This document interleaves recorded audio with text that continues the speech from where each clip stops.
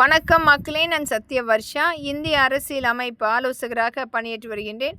அனைத்து இந்திய அண்ணா திராவிட முன்னேற்ற கழகம்தான் ஆட்சி அமைக்கப் போகிறது என்பது ஒவ்வொரு மாவட்ட ரீதியாக, தொகுதி ரீதியாக மக்களுடைய ஆரவாரமான அந்த கூட்டம் பிரதிபலித்து கொண்டிருக்கிறது. வரப்போகிற ஆட்சி அமைப்பு அனைத்து இந்திய அண்ணா திராவிட முன்னேற்ற கழகத்தின் ஆட்சி என்று நடந்த அநீதிக்கு முழுமையாக தீர்வு எட்டப்பட வேண்டும் என்று ஒவ்வொரு மக்களுமே காத்து கொண்டிருக்கின்றார்கள்.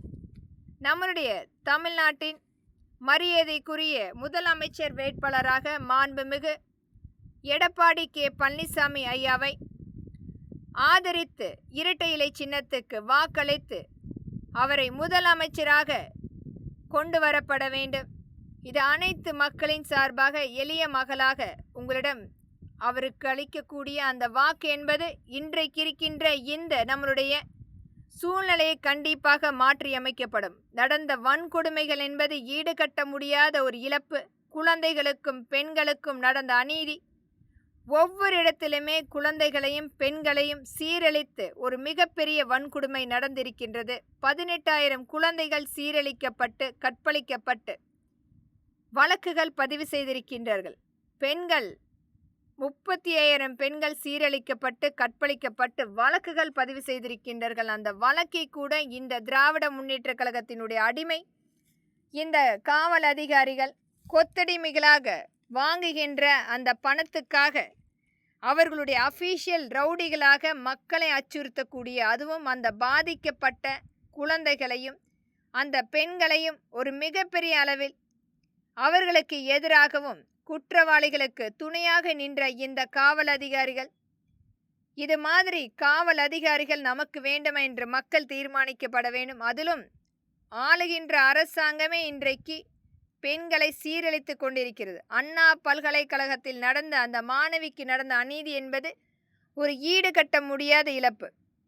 அதற்கு காரணம் உதயநிதிதான் என்று தெரிந்தால் கூட மௌனம் காத்து கொண்டிருக்கும் இந்த அரசாங்கம், காவல் அதிகாரிகள், ஊடகங்கள், அரசியல் அமைப்புகள் இன்னும் யார் அந்த சார் என்று ஒவ்வொரு இடத்திலுமே அச்சுறுத்தக்கூடிய வன்மத்தை செய்துவிட்டு இன்றைக்கு தீர்க்க முடியாத ஒரு கடன் சுமையை நம் தலையில் கொண்டு வந்து இந்த திராவிட முன்னேற்ற கழகம் கொடுத்து சென்றிருக்கிறது. ஒவ்வொரு மக்களுக்குமே கட்டாயமாக நாம் மாத தவணையாக செலுத்தக்கூடிய ஒரு அச்சுறுத்தலான சூழ்நிலை காத்து கொண்டிருக்கிறது. ஒரு 12 லட்சம் கோடி முழுமையாக நம்முடைய தமிழ்நாட்டினுடைய கடனாக முழுமையாக காத்திருக்கிறது. ஒரு தனிப்பட்ட ஒரு குடும்பம் முழுமையாக 5 ஆண்டில் 7 லட்சம் கோடி இன்றைக்கு முழுமையாக அவர்களுக்காக எடுத்து வைத்து தமிழ்நாட்டையே முழுமையாக வஞ்சித்து சென்றிருக்கிறது. நிர்வாக சீர்கேடு, தங்களுடைய விளம்பரத்துக்காக ஒரு நாளைக்கு 4 கோடி ரூபாய் மக்களுடைய வரி பணத்தை எடுத்து செலவு செய்திருக்கிறது. ஆனால் இன்றைக்கும் அந்த மக்கள் அந்த 3 வேளை உணவருந்த முடியாமல், வசிப்பதற்கு வீடு கட்டமைப்பு இல்லாமல், அவர்களுக்கு தேவையான அந்த வேலை வாய்ப்புகளும் தொழில் வாய்ப்பும் அமைக்கப்படாமலும் இன்னைக்கும் அவர்கள் வாய்ப்புக்காக காத்து கொண்டிருக்கின்றார்கள். இந்த திராவிட முன்னேற்ற கழகத்தினுடைய சீர்கேடான ஆட்சி அமைப்பு நமக்கு வேண்டும் என்று மக்கள் கண்டிப்பாக தீர்மானிக்க வேண்டும்.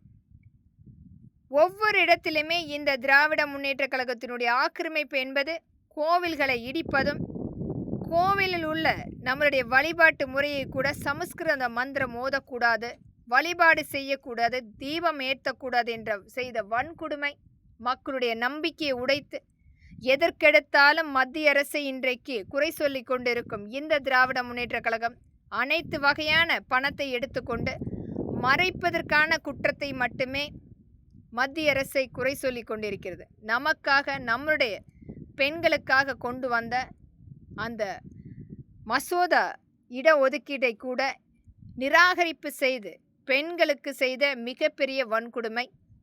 இதை அனைத்துமே கருத்தில் கொண்டு வாக்களிப்பீர் இரட்டை இலை சின்னத்துக்கும், நம்மளுடைய கூட்டணி கட்சிக்கும், நம்மளுடைய முதலமைச்சர் மாண்புமிகு எடப்பாடி ஐயா தான் என்று தீர்மானித்து வாக்களியுங்கள் மக்களே. நன்றி, வணக்கம்.